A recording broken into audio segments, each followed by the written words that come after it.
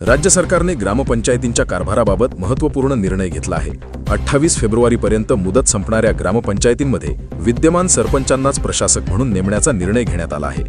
या निर्णयानुसार संबंधित ग्रामपंचायतींमध्ये सरपंचांना प्रशासकीय अधिकार देण्यात येणार असून त्यांच्या मदतीसाठी विद्यमान उपसरपंच व ग्रामपंचायत सदस्यांची प्रशासकीय समिती स्थापन केली जाणार आहे।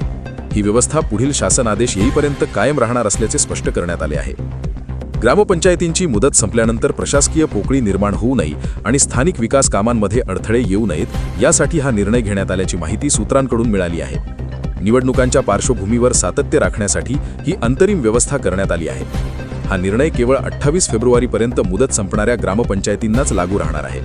पुढील आदेशापर्यंत विद्यमान सरपंच आणि समिती कारभार पाहतील।